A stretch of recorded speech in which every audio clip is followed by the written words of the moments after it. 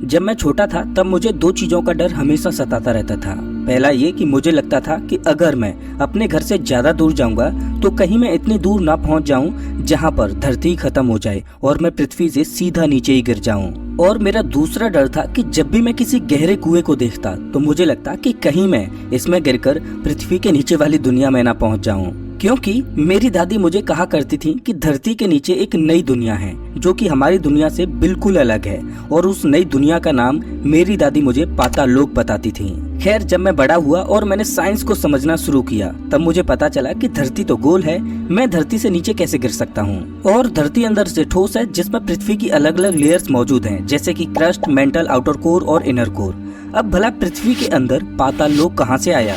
खैर, अब मैं अपनी उन पुरानी बातों को याद करता हूँ तो मुझे हंसी आती है। लेकिन क्या हो अगर ये वास्तव में सच हो कि हमारे पैरों के नीचे जो जमीन मौजूद है उसके नीचे सच में कोई ऐसी दुनिया मौजूद हो जो हमारी तरह बहुत आधुनिक हो। मैं जानता हूँ कि आपको मेरी बातें बेतुकी लग रही होंगी और मुझे भी ये बात बेतुकी ही लगी थी, लेकिन जब मैंने एक कॉन्स्पिरेसी थ्योरी के बारे में जाना तो उसे जानने के बाद मेरे होश उड़ गए कि क्या ऐसा भी संभव हो सकता है। पहले आप इन लाइन्स को सुनिए जिनको यूएस नेवल ऑफिसर और एक्सप्लोरर एडमिरल रिचर्ड बर्ट ने अपनी एक सीक्रेट डायरी में लिखा था। वो लाइन कुछ इस तरह से हैं। जब हम अकस्मात पृथ्वी पर मौजूद एक गहरे गड्ढे के ऊपर से उड़े तो मेरे क्रू और मैंने एक ऐसे एयरक्राफ्ट को नोटिस किया जिसको हमने पहले कभी नहीं देखा था। कुछ इंसानों की तरह दिखने वाले प्राणी हमसे मिले, लेकिन वो इंसानों से ज्यादा डेवलप लग रहे थे। राष्ट्रपति जी को सलाह दी गई कि मुझे हिरासत में लिया जाए और संयुक्त राज्य अमेरिका के राष्ट्रीय सुरक्षा प्रावधानों के तहत सख्त नियंत्रण में रखा जाए और मुझे चुप रहने का आदेश दिया गया। रिचर्ड बर्ट की सीक्रेट डायरी में लिखी हुई ये बातें 1990 के दशक में लीक हो गयी। इस डायरी में रिचर्ड बर्ट ने एक ऐसी सिविलाइजेशन के बारे में डिटेल में लिखा था जो लिटरली हमारे पैरों के नीचे जमीन के अंदर रहती है। इन बातों के लीक होने के बाद सभी लोग हैरान हो गए थे, क्योंकि ये बातें किसी पागल इंसान ने नहीं लिखी थी, बल्कि ये बातें एक रेस्पेक्टेड अमेरिकन मिलिट्री पायलट ने लिखी थी जिसको कई बार स्टेट अवार्ड से भी नवाजा गया था।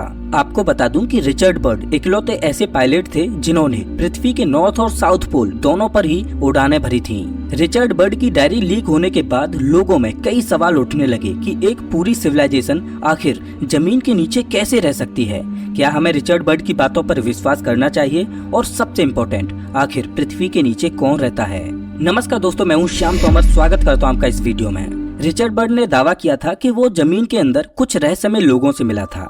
उसके इन दावों को झुठला दिया जाता अगर इतिहास में पहले कभी जमीन के अंदर रहने वाले लोगों के सबूत ना मिलते तो। साल 1963 की बात है। टर्की के कैपेडोसिया में रहने वाले एक व्यक्ति ने अपने बेसमेंट को क्लीन करने की सोची। उस व्यक्ति ने एक हथौड़े की मदद से बेसमेंट की दीवार को तोड़ा।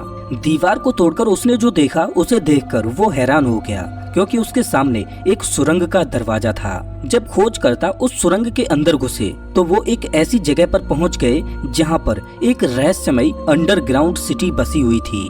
हालांकि वहाँ कोई इंसान तो नहीं रह रहे थे, लेकिन वहाँ बहुत सारे कमरे मिले थे। और आश्चर्य की बात ये थी कि वो सभी कमरे एक ही फ्लोर पर नहीं बने थे, बल्कि जमीन के नीचे 18 फ्लोर बने हुए थे जो कि 280 फीट तक की गहराई तक पहुँच रहे थे। पुरातत्वविदों के अनुसार इस अंडरग्राउंड सिटी का सबसे पुराना कमरा आज से करीब 4000 साल पहले बनाया गया होगा। इस अंडरग्राउंड सिटी को इतनी बारीकी से डिजाइन किया गया था जिसमें प्रॉपर वेंटिलेशन सिस्टम था।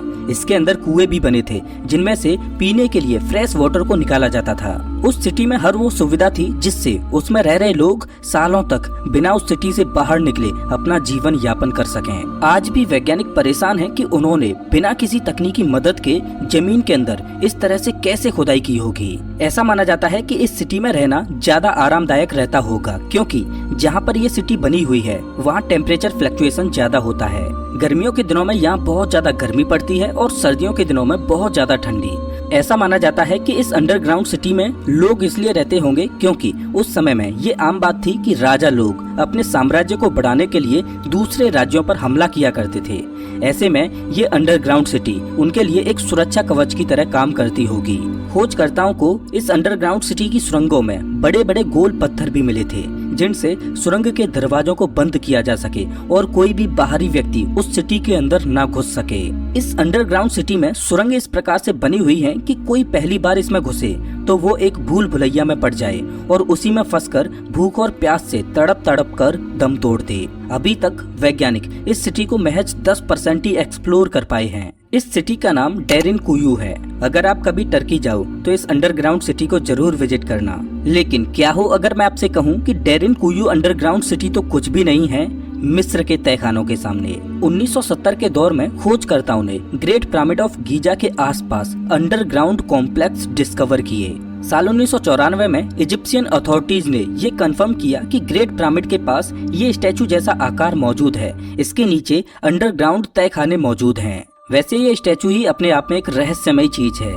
ये एक मिथोलॉजिकल क्रिएचर है जिसका सिर इंसान का और बॉडी शेर की आकृति में है और इसका नाम स्फिंक्स है। ऐसा माना जाता है कि ग्रेट पिरामिड के आसपास के एरिया में करीब 1500 अंडरग्राउंड रूम्स बने हुए हैं और इतने ही अंडरग्राउंड चैम्बर्स भी बने हुए हैं। ये माना जाता है कि इन चैम्बर्स को प्राचीन मिस्र के राजाओं की कब्र के लिए बनाया गया होगा। खैर जो भी हो, ये तो तय है कि प्राचीन समय में लोग अंडरग्राउंड सिटी बनाकर रहा करते थे। इसके सबूत देखे जा सकते हैं। लेकिन अगर रिचर्ड बर्ड की बात करें तो उन्होंने अपनी डायरी में एक ऐसी सिविलाइजेशन का जिक्र किया है जिसके अस्तित्व में होने पर कई सवाल खड़े किए जा सकते हैं। प्राचीन समय से ही लोग ऐसा मानते आ रहे हैं कि हमारी पृथ्वी के अंदर एक नई दुनिया मौजूद है जहां पर पृथ्वी के सरफेस की तरह ही हैबिटेबल एनवायरनमेंट मौजूद है। साल 1692 में एडमंड हैली, जो कि एक एस्ट्रोनॉमर, जियोफिजिसिस्ट, मैथमेटिशियन और मीटियोरोलॉजिस्ट थे, उन्होंने पृथ्वी के बारे में एक अलग थ्योरी दी थी। उन्होंने कहा था कि पृथ्वी अंदर से खोखली है। उनका होलो अर्थ थ्योरी को देने का एक साइंटिफिक कारण था। दरअसल उस समय में बहुत सारे समुद्री जहाज अपने रास्ते से भटक जाते थे। इसका कारण था पृथ्वी का मैग्नेटिक डिक्लिनेशन। जैसा कि हम जानते हैं कि पृथ्वी के दो पोल्स हैं, नॉर्थ पोल और साउथ पोल, जिन्हें हम जियोग्राफिकल नॉर्थ पोल और जियोग्राफिकल साउथ पोल भी कहते हैं। लेकिन क्या हो अगर मैं आपसे कहूं कि पृथ्वी के पास दो और पोल मौजूद हैं, जिन्हें हम मैग्नेटिक नॉर्थ पोल और मैग्नेटिक साउथ पोल कहते हैं। दरअसल ये दोनों मैग्नेटिक पोल और जियोग्राफिकल पोल एक दूसरे के साथ अलाइंड नहीं बल्कि कुछ एंगल पर टिल्ट हैं। इसी चीज को मैग्नेटिक डिक्लिनेशन कहा जाता है। और जब आप कंपास की मदद से नॉर्थ पोल पर जाना चाहोगे तो पृथ्वी के इस मैग्नेटिक डिक्लिनेशन की वजह से आप पृथ्वी के जियोग्राफिकल नॉर्थ पोल पर जाने की बजाय मैग्नेटिक नॉर्थ पोल पर पहुंच जाओगे, क्योंकि कंपास आपको पृथ्वी के मैग्नेटिक नॉर्थ पोल की डायरेक्शन देगा, न कि जियोग्राफिकल नॉर्थ पोल की। इस परेशानी को देखते हुए उस समय के वैज्ञानिक एडमंड हैली ने पृथ्वी के मैग्नेटिक फील्ड पर रिसर्च की कि आखिर क्यों मैग्नेटिक पोल और जियोग्राफिकल पोल एक ही लाइन में और एक ही पॉइंट पर नहीं है। बहुत रिसर्च करने के बाद उन्होंने अपनी एक थ्योरी दी। उन्होंने कहा कि पृथ्वी अंदर से खोखली है और इसके अंदर 3 खोखली लेयर्स हैं जो पृथ्वी की स्पीड के साथ ही अंदर घूम रही हैं। और इन तीनों ही लेयर्स के पास अपने खुद के मैग्नेटिक पोल्स हैं जिनका ओरिएंटेशन अलग अलग है। इस वजह से पृथ्वी पर मैग्नेटिक डिक्लिनेशन है। उस समय लोग ये मानने लगे कि पृथ्वी के अंदर भी इंसान रहते हैं और वो उनकी एक नई दुनिया है जहाँ पर पेड़ पौधे हैं, उनके समुद्र हैं, उनका खुद का सूरज है। और पृथ्वी के अंदर मौजूद इस दुनिया में जाने के 2 रास्ते हैं। एक रास्ता नॉर्थ पोल पर है और दूसरा रास्ता साउथ पोल पर है। उस दौर में लोगों में पृथ्वी के अंदर छुपी उस दुनिया को खोजने की होड़ सी लग गई और लोग पृथ्वी के नॉर्थ और साउथ पोल पर उस छुपी हुई दुनिया के दरवाजों को ढूंढने में लग गए। साल 1908 की बात है। एक American writer Willis George Emerson ने द स्मोकी गॉड नाम से एक किताब पब्लिश की। उस किताब में उसने एक नॉर्वेजियन नाविक ओलेफ जॉनसन की बायोग्राफी लिखी थी। उसमें लिखा था कि एक दिन वो नाविक नॉर्थ पोल के पास यात्रा कर रहा था। यात्रा करते करते उसकी नाव एक सुरंग से होकर गुजरी। जब वो उस गुफा के दूसरे छोर से बाहर निकला तो वो एक अलग दुनिया में पहुंच चुका था। वहाँ उसे कुछ इंसानों जैसे प्राणी दिखाई दिए जो कि 10 फीट तक लंबे थे। उस नाविक के अनुसार उस अंडरग्राउंड सिटी में एक अलग सूर्य था जो उस अंडरग्राउंड सिटी को रोशन कर रहा था। 23 नवंबर 1968 को अमेरिकन स्पेसक्राफ्ट SS-7 ने पृथ्वी के नॉर्थ पोल की उस समय तस्वीर ली जब वहाँ पर कोई भी क्लाउडी वेदर नहीं था। इस फोटो के सेंटर में एक बड़ा सा ब्लैक होल दिखाई दे रहा है। अब सवाल ये आता है कि इस चीज के रिगार्डिंग आगे कोई भी खोज क्यों नहीं की गई। यहाँ तक कि नॉर्थ पोल पर कोई भी फ्लाइट, चाहे वो रिसर्च सैटेलाइट ही क्यों ना हो, सभी बैन है। नॉर्थ पोल पर सभी फ्लाइट्स के बैन होने का साइंटिफिक कारण ये बताया जाता है कि वहाँ पर ग्रेविटी वीक है। इस वजह से वहाँ फ्लाइंग व्हीकल्स को उड़ने में दिक्कत होती है।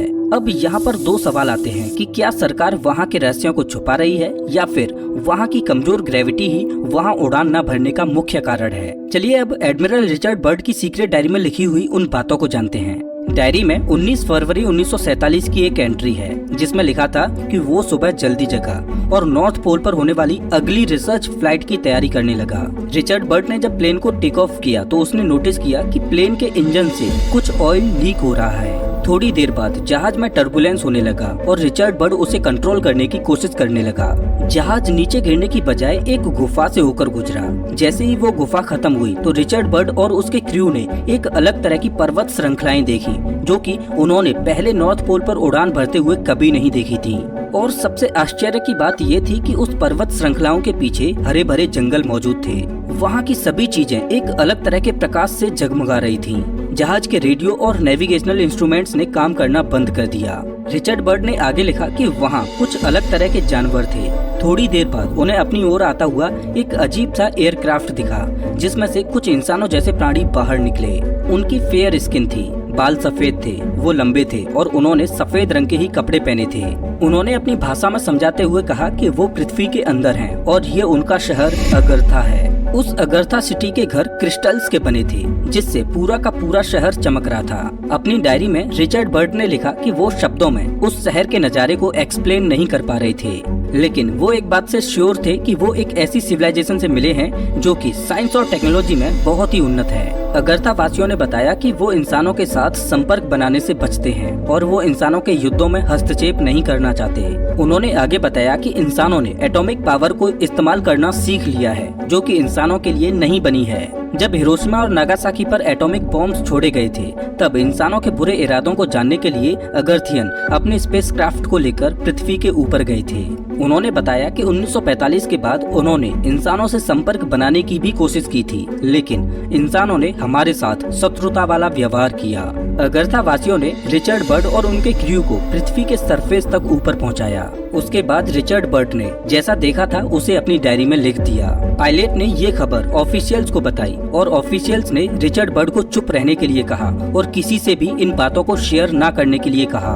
और फिर रिचर्ड बर्ट ने इन बातों को दबा दिया और फिर किसी से भी उसने इन बातों को साझा नहीं किया। अगर रिचर्ड बर्ट की मृत्यु के बाद उनकी वो सीक्रेट डायरी लीक ना होती तो ये बातें आज भी किसी को पता नहीं चलती। खैर जो भी हो, किसी डायरी में लिखी बातों से या किसी किताब में पब्लिश बायोग्राफी से ये साबित नहीं हो जाता कि सच में पृथ्वी के अंदर एक अलग दुनिया बसती है।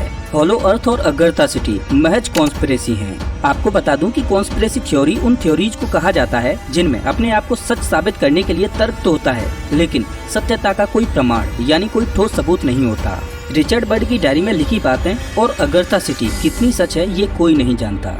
जो लोग कॉन्स्पिरेसी थ्योरीज पर विश्वास करते हैं या जो लोग यूएफओज की खोज करते हैं उनका मानना है कि सच में पृथ्वी के नीचे एक और दुनिया है। अगर सच में अगरथा का अस्तित्व है तो क्या पृथ्वी पर दिखाई देने वाले यूएफओ और एरिया 51 का अगरथा के साथ कोई संबंध है? अपनी राय मुझे कमेंट बॉक्स में जरूर बताएं। वैसे क्या आप जानना चाहते हो कि पृथ्वी पर अभी तक की खोजी गई सबसे गहरी जगह आखिर कितनी गहरी है और इंसान उस गहरी जगह में जाने से क्यों डरते हैं और वहाँ पर उन्हें क्या मिला?